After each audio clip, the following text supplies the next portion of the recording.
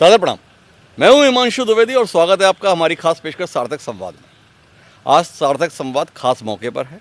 खास मौका इसलिए है कि आज विष्णुदेव साय सरकार अपने कार्यकाल के 2 साल पूरे कर रही है। इन 2 साल में जन आकांक्षाओं को पूरा करने में विष्णुदेव साय के नेतृत्व में ये सरकार कितनी सफल रही, इसको आज हम समझने की कोशिश करेंगे इस सरकार के मुखिया अर्थात प्रदेश के मुख्यमंत्री विष्णुदेव साय जी से। विष्णुदेव साय जी इस समय हमारे साथ अपने ही आवास में मौजूद हैं।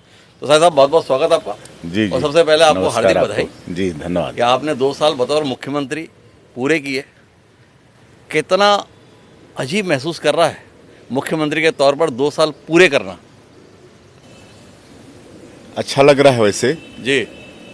2023 13 दिसंबर को हम लोग शपथ लिए थे और 2 वर्ष पूरे हो रहे हैं।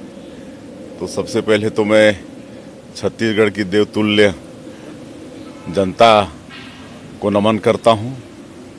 उनका आशीर्वाद मिला, उन्होंने भारतीय जनता पार्टी की रीति नीति पर विश्वास किया, हमारे माननीय देश के यशस्वी प्रधानमंत्री श्री नरेंद्र मोदी जी के वादों पर, उनकी गारंटी पर विश्वास किया और हम लोगों को सरकार में बैठने का जनादेश दिया। तो उनका बहुत बहुत नमन है। और एक बड़ी चुनौती थी, एक तो सबसे बड़ी चुनौती थी कि पिछली जो सरकार थी उसने छत्तीसगढ़ की जनता का विश्वास खोया था, क्योंकि उनके कार्यकाल में पूरे प्रदेश में अपराध बढ़ा था। एक तरह से छत्तीसगढ़ अपराध गढ़ बन गया था और भ्रष्टाचार भी बहुत हुए थे, कई स्कैम हुए और लोग दंडित होना भी शुरू हो गए थे। तो हम लोगों की सरकार बनी तो सबसे पहला तो चुनौती था कि जनता का विश्वास हासिल करना। और मैं समझता हूं कि आज 2 वर्षों में जनता का हम लोग विश्वास प्राप्त करने में सफल हुए हैं। और मोदी की गारंटी में कई वादे थे छत्तीसगढ़ की 3 करोड़ जनता से। एक तो कांग्रेस की सरकार में ग्रामीण क्षेत्र के हमारे गरीब लोग प्रधानमंत्री आवास से वंचित हो गए थे। सबका एक सपना होता है कि सबका एक अपना घर हो, सबके सर में एक छत हो, लेकिन पिछली सरकार में एक भी प्रधानमंत्री आवास ग्रामीण क्षेत्रों में नहीं बना था और 18 लाख गरीब लोग वंचित हो गए थे। और चुनाव प्रचार के दौरान माननीय प्रधानमंत्री नरेंद्र मोदी जी ने वादा भी किया था कि भारतीय जनता पार्टी की सरकार बनती है तो मुख्यमंत्री का पहला काम होगा गरीबों का 18 लाख प्रधानमंत्री आवास स्वीकृत करना। और मुझे बताते हुए गौरव भी होता है कि 13 दिसंबर 2023 को हम लोग शपथ लिए जी। और थोड़ी भी देरी किए बिना अगले ही दिन 14 दिसंबर के पहले कैबिनेट के बैठक में ही 18 लाख प्रधानमंत्री की स्वीकृति दे दिए। और आज फक्र के साथ हम ये बता रहे हैं कि 2 वर्षों में 18 लाख प्रधानमंत्री आवास लोगों के स्वीकृत हुए हैं और अभी तक लाखों लोग अपने नए घर में प्रवेश भी कर चुके हैं। 18 लाख आपने स्वीकृत किए 2 साल पहले। 2 साल में बना कितने दिए साहब? अब एक बार बिलासपुर आए थे माननीय प्रधानमंत्री जी, वहाँ एक दिन में 3 लाख लोगों का गृह प्रवेश कराए थे। उसके कुछ ही दिनों बाद देश के आदरणीय पंचायत मंत्री आए थे श्री शिवराज सिंह चौहान जी। उनके कर कमलों से 51,000 का गृह प्रवेश हुआ था। और अभी 1 नवंबर स्थापना दिवस के दिन पुनः माननीय प्रधानमंत्री जी ने 4 लाख से ज़्यादा लोगों का गृह प्रवेश कराए। तो इस तरह से लाखों लोग अपने नए घर में जा चुके हैं और लगातार मकान पूरे हो रहे हैं और वो गृह प्रवेश कर रहे हैं। पैसे का जुगाड़ कहाँ से कर रहे हैं? लोग तो बोलते हैं आपने महतारी वंदन के तहत लगातार बांट रहे हैं, वो चावल बांटने का काम चल ही रहा है, 71 लाख परिवारों को राशन दे ही रहे हैं। इतने सबके बीच में आपने 18 लाख घर की स्वीकृति दी, पैसा कहाँ से ला रहे हैं? देखिए, वैसे तो छत्तीसगढ़ एक समृद्ध प्रदेश है जी, खनिज संपदा है, वन संपदा है, कृषि भी यहाँ पर है।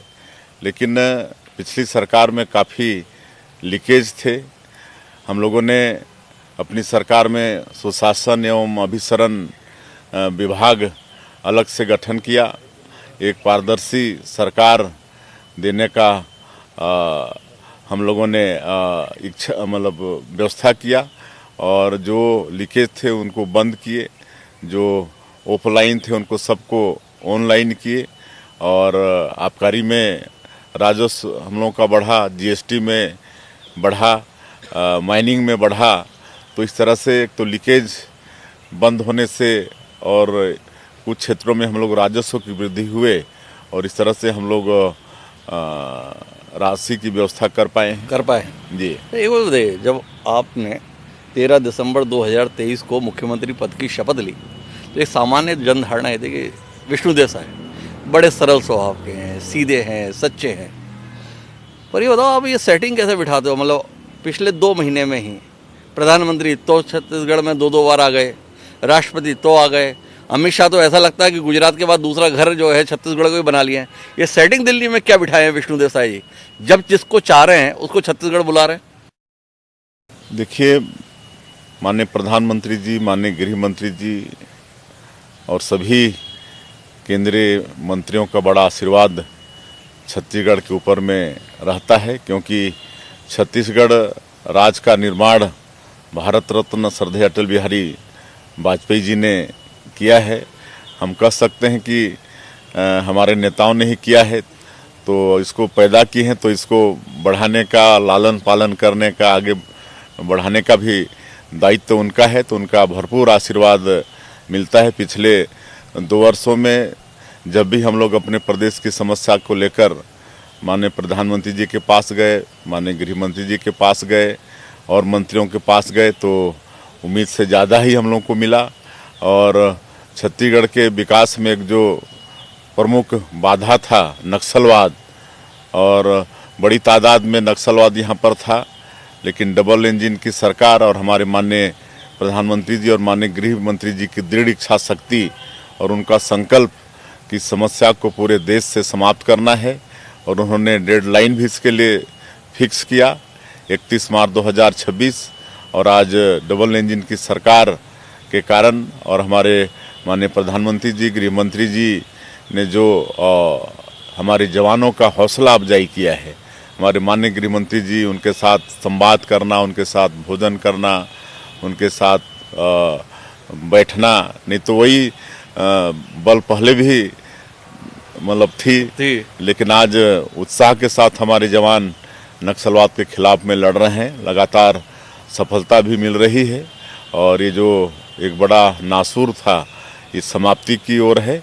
और छत्तीसगढ़ जो मतलब बस्तर क्षेत्र जो कि स्वर्ग कह सकते हैं जी, वहाँ पर पर्यटन की भी अपार संभावना है। बहुत सारे वहाँ पर वाटरफॉल्स हैं, गुफाएं हैं, अबूझमाड़ जैसा लंबा चौड़ा और डेंस फॉरेस्ट है। धुड़मारास गांव जिसको राष्ट्रीय पर्यटन संस्थान ने मतलब बेस्ट विलेज के रूप में चिन्हित किया है। तो ये सब छत्तीसगढ़ के लिए सौभाग्य का विषय है। अब छत्तीसगढ़ बहुत तेजी से आगे बढ़ेगा। आप कितने परेशान हुए थे जब अमित शाह जी ने छत्तीसगढ़ प्रवास के दौरान बोल दिया था कि 31 मार्च 2026 को नक्सल खत्म हो जाएगा? विष्णु देसाई उस समय कितने दबाव में आए थे? देखिए, वैसे तो लोग बोलते थे कि नक्सलवाद कभी पता नहीं खत्म होगा कि नहीं जी, और एकाएक माननीय गृह मंत्री अमित शाह जी ने डेडलाइन की घोषणा की जी, लेकिन उन पर हम लोगों को पूरा विश्वास था, क्योंकि पहले जब भी उन्होंने कोई चीज़ ठाना है तब उन्होंने पूरा किया है। इसलिए जब उन्होंने डेडलाइन की घोषणा की 31 मार्च 2026 का, तो हम लोग को पूरा विश्वास था कि अगर हमारे देश के गृह मंत्री आदरणीय अमित शाह जी बोल रहे हैं तो बिल्कुल वो सोच समझ के बोल रहे हैं और उनका संकल्प अवश्य पूरा होगा। पूरा हमको उनके ऊपर विश्वास था। नक्सल संबंध में ये बार बार बात आती थी कि फोर्स वहाँ पर इसलिए सफल नहीं हो पाती कि स्थानीय स्तर पर सहयोग नहीं मिलता नक्सलियों के खिलाफ। आप तो स्वयं आदिवासी समुदाय से आते हैं, इस क्षेत्र के सबसे बड़े आदिवासी नेता हैं। क्या महसूस कर पाए, आदिवासियों का सहयोग नक्सलियों के खिलाफ फोर्स को मिल रहा है, या फोर्स का दबाव इतना ज़्यादा हो गया है कि नक्सली और आदिवासी का फ़र्क ख़त्म हो गया है? नहीं, देखिए, एक तो माननीय गृह मंत्री अमित शाह जी के नेतृत्व में नई रणनीति तैयार हुई और जिस तरह से लोकल लोगों की भी वहाँ पर भर्ती हुई, जी, आपका सीआरपीएफ में बस्तर बटालियन, आपका दंतेवाड़ा फाइटर्स, बस्तर फाइटर्स, इसमें लोकल लोगों की भर्ती हुई। उसमें कुछ आत्मसमर्पित नक्सली थे, उनकी भी भर्ती हुई।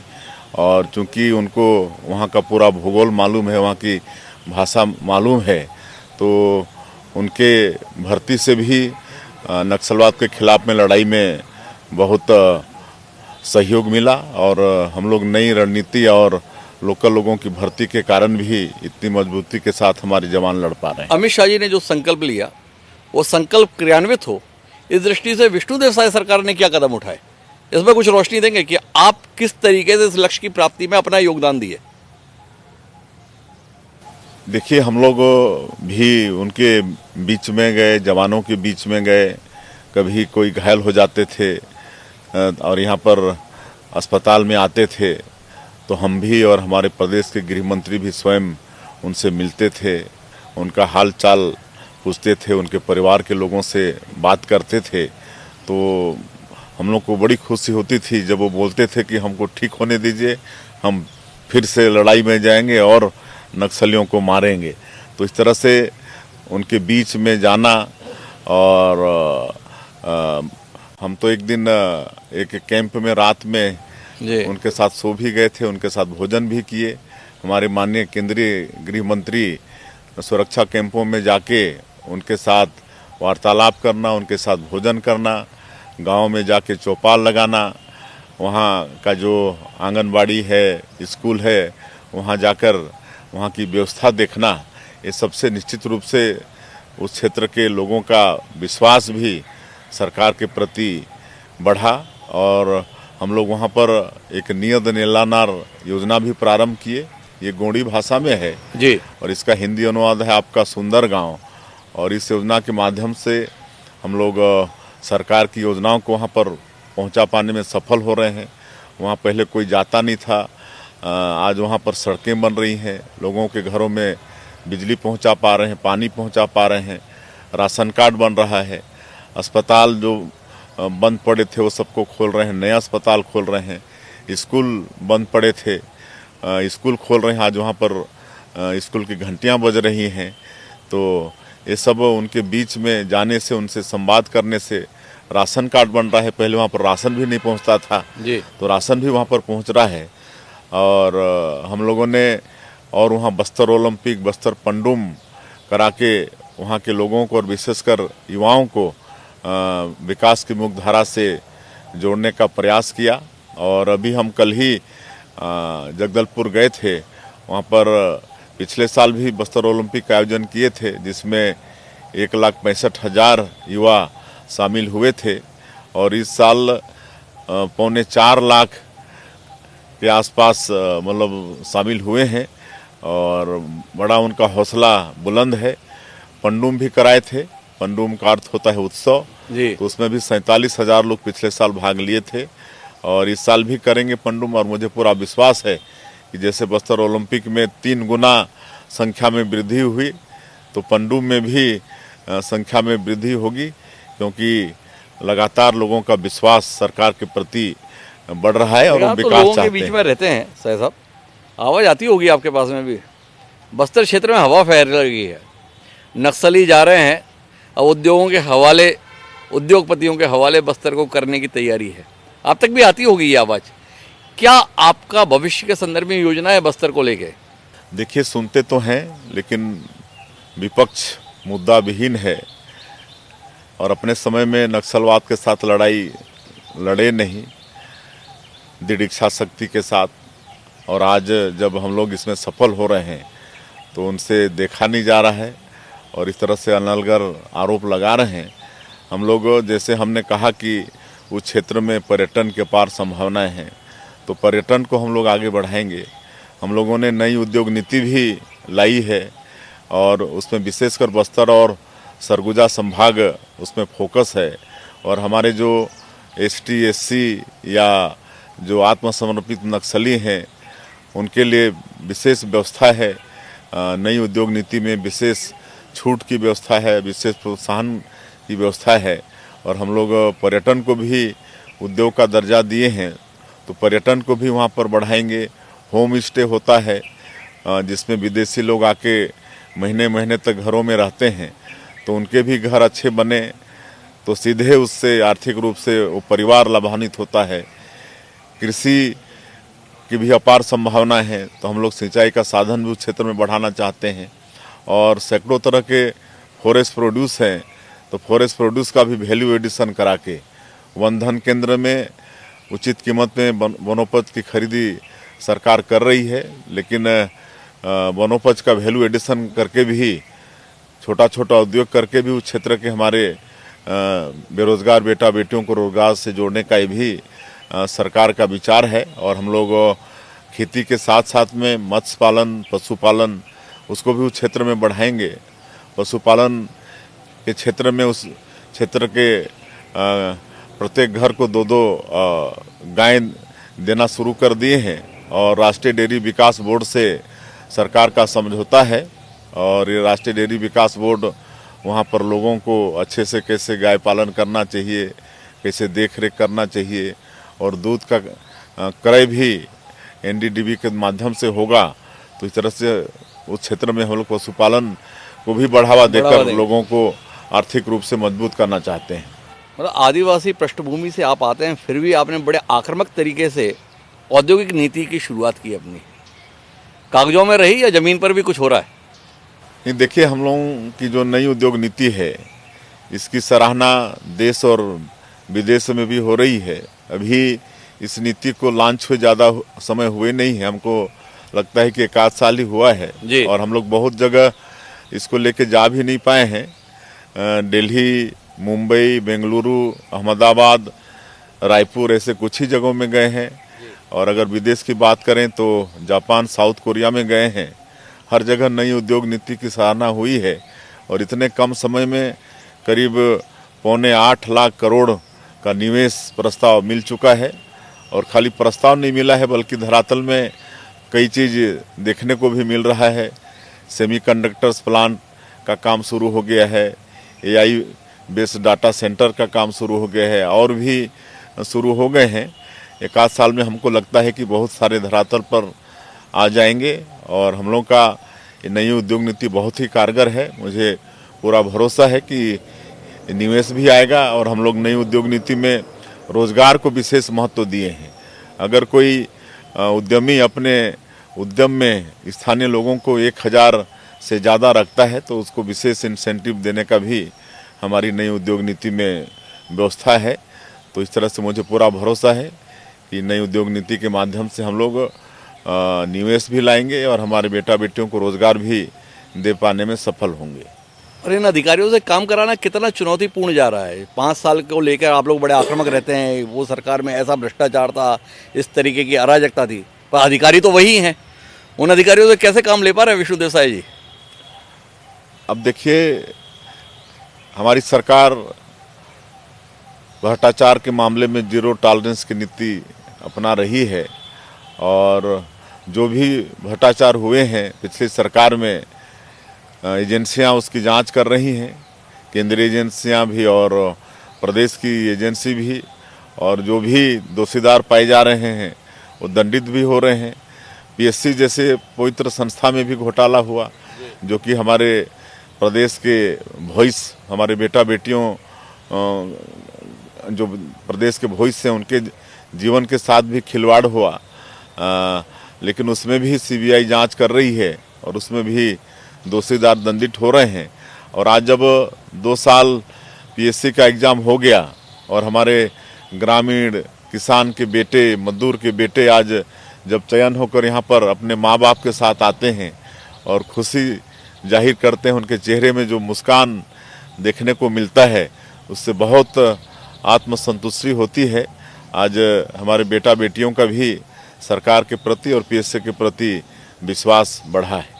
वो तो ठीक है, पर ये अधिकारी आपके साथ काम करने के लिए ठीक ठाक तरीके से तैयार है या बड़ी मेहनत लगती है आपको?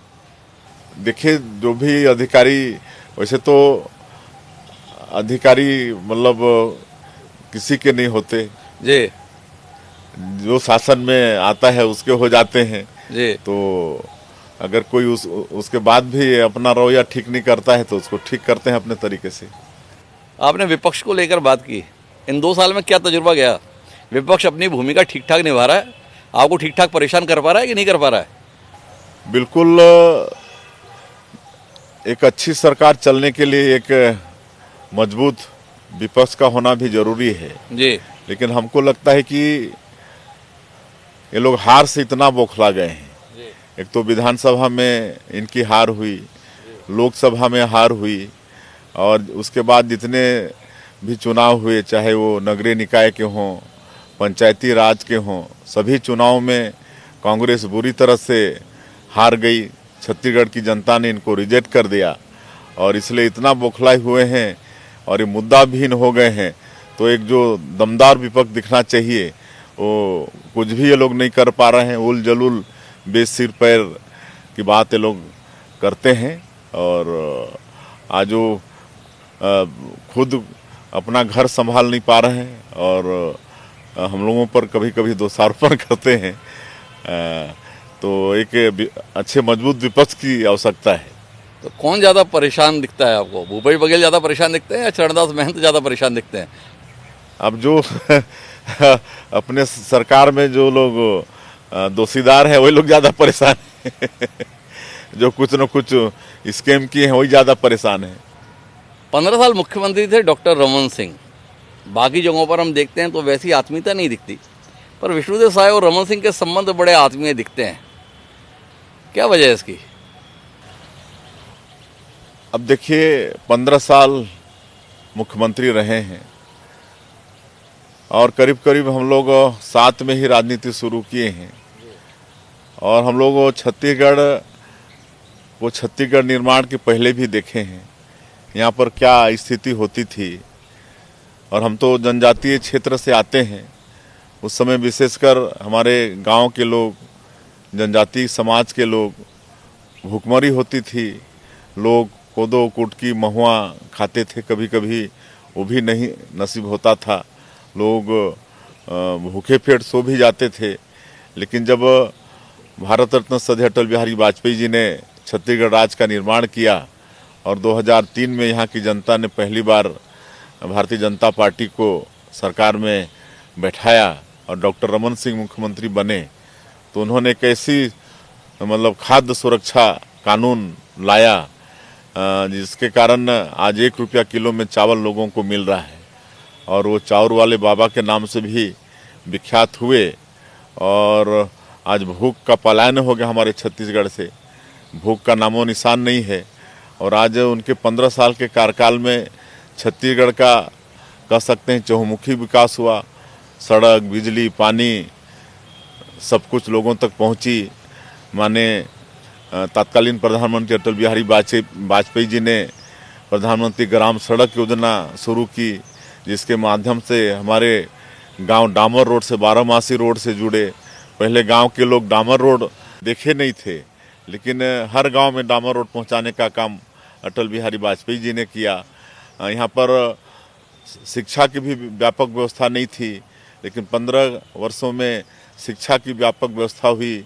हर विकासखंड में कॉलेज तक स्थापना हुआ और प्रदेश स्तर में जितनी भी जो शिक्षण की संस्थाएं होती हैं, चाहे वो IIT हो, IIM हो, IIIT हो, वो तो ठीक है, एम्स उन्होंने हो, जो किया। मेरा सवाल दूसरा था साहब। ये सब हुआ तो ऐसे व्यक्ति का तो आदर करना ही पड़ेगा। नहीं, आदर तो आपका तरफ से ठीक है, पर हम शिवराज जी और मोहन यादव जी के भी संबंध बड़े आराम से देखते हैं, वसुंधरा जी और भजन लाल जी के संबंधों को भी देखते हैं, पर साय और रमन सिंह जी का संबंध कुछ अलग दिखाई देते हैं। थोड़ा रोशनी तो दीजिए, साय इतने स्वीकार क्यों हो जाते हैं? हमारे लिए, हमसे जो उम्र में अनुभव में बड़े हैं वो सब हमारे लिए पूजनीय हैं, सब माननीय हैं। चलिए आखिरी दौर पे आते हैं। जब भाजपा यहाँ सत्ता में थी उस समय पे आपने भाजपा अध्यक्ष की भी जिम्मेदारी निभाई। आज किरण देव जो है प्रदेश अध्यक्ष के तौर पर हैं। सरकार संगठन पर निर्भर है या संगठन सरकार पर निर्भर है? देखिए, कोई एक दूसरे पर निर्भर नहीं है, दोनों एक दूसरे के पूरक हैं जी। और दोनों में सत्ता और संगठन में अच्छा तालमेल है और मिलकर हम लोग आगे बढ़ रहे हैं। वो तो ठीक है, पर किरण देव आपकी कितनी मदद कर पाते हैं, या आपको अध्यक्ष की जिम्मेदारी भी साथ साथ निभानी पड़ती है? नहीं, ऐसा नहीं है, वो भी अनुभवी हैं। जी। पहले महापौर रहे हैं, संगठन में काम किए हैं, प्रदेश के महामंत्री भी रहे, युवा मोर्चा में भी काम किए और एक लंबा अनुभव है। और आज उनके नेतृत्व में हम लोग यहाँ पर नगरीय निकाय का चुनाव, पंचायती राज का चुनाव बहुत अच्छे से छत्तीसगढ़ में जीते, तो उनका बहुत सहयोग मिलता है। तो चलिए अब आखिरी बिंदु पर आते हैं। 2 साल पूरे हो गए, जनादेश 5 साल के लिए मिला, अगले 3 साल के लिए क्या जहन में है विष्णुदेव साय जी के? देखिए, हम लोगों को छत्तीसगढ़ को बहुत आगे बढ़ाना है। जैसे हम कह चुके हैं कि बड़ा एक समृद्ध प्रदेश है और हमारे देश के यशस्वी प्रधानमंत्री श्री नरेंद्र मोदी जी ने 2047 तक विकसित भारत का संकल्प लिया है। तो हम लोग भी 2047 विकसित छत्तीसगढ़ का एक विजन डॉक्यूमेंट बनाए हैं और उस दिशा में सरकार काम कर रही है। आज जो प्रदेश का जीएसडीपी है, इसको आने वाले 5 साल में डबल करने वाले हैं और 2047 तक 75 लाख करोड़ तक छत्तीसगढ़ के जीएसडीपी को बढ़ाना है। उस दिशा में हम लोग, हमारी सरकार काम कर रही है। तो अब आखिरी बिंदु पर आते हैं। उत्तर देना ना देना आपकी मर्जी है। 2 साल में आपने अपने मंत्रिमंडल का विस्तार भर किया, तीसरे साल में मंत्रिमंडल के पुनर्गठन की कोई उम्मीद, कुछ नए साथियों के आने की, कुछ पुराने साथियों की मंत्रिमंडल से विदाई के संदर्भ में जरूरत महसूस करते हैं? अब देखिए, हमारे मंत्रिमंडल में काफ़ी नए मंत्री हैं, लेकिन सब अनुभवी हैं, सब नीचे से ऊपर उठे हैं। पर कई ऊपर वाले अभी तक बाहर हैं। संगठन में भी काम किए हैं, जनप्रतिनिधि के रूप में भी काम किए हैं और कुछ मंत्री तो अभी कुछ महीनों पहले ही उनकी नियुक्ति हुई है। तो हमारा मंत्रिमंडल ठीक ठाक चल रहा है, अच्छी टीम भावना से हम लोग काम कर रहे हैं। पुनर्गठन की कोई उम्मीद? तो कुल मिलाकर विश्वदेव साय जी, हमने आपसे खुलकर बातचीत की आपके 2 साल के कामकाज को लेकर। 2 साल पूरे होना अपने आप में एक उपलब्धि है। इस मौके पर प्रदेश की जनता से कुछ कहना चाहेंगे? आप हैं, आईएनएच है और आईएनएच के माध्यम से वो तमाम दर्शक हैं। मैं आपके आईएनएच के माध्यम से छत्तीसगढ़ की 3 करोड़ जनता का पुनः नमन करता हूं। उन्होंने विश्वास किया है भारतीय जनता पार्टी पर, भारतीय जनता पार्टी के रीति नीति पर, हमारे देश के यशस्वी प्रधानमंत्री नरेंद्र मोदी जी पर, उनके वादों पर और हमारे ऊपर भी। तो हमारा पूरा प्रयास होगा उनका आशीर्वाद मिले, मार्गदर्शन मिले और जो विश्वास उन्होंने व्यक्त किया है उस पर खरा उतरने का पूरा प्रयास हमारा और हमारी सरकार का रहेगा। तो ये तो हमारी बातचीत प्रदेश के मुख्यमंत्री विष्णुदेव साय जी से। वो अपने 2 साल के कामकाज को लेकर जहां संतुष्ट हैं, वहीं भविष्य को लेकर बड़े आशान्वित हैं। उन्हें इस बात का संतोष है कि नरेंद्र मोदी जी ने जो गारंटी चुनाव प्रचार के दौरान छत्तीसगढ़ की जनता को दी थी, वह उन्हें क्रियान्वित कर पाए। साथ ही जो भरोसा अटल जी ने जताया था छत्तीसगढ़ गठन के साथ में, उस दिशा में लगातार उनकी सरकार काम कर रही है। तो हमारी तरफ से बहुत बहुत शुभकामनाएं आपको, आपके बचे हुए कार्यकाल के संदर्भ में, और आभार आपका कि इतनी व्यस्तता के बीच आपने समय निकाला। तो आज की इस बातचीत में इतना ही। आपका भी बहुत बहुत धन्यवाद।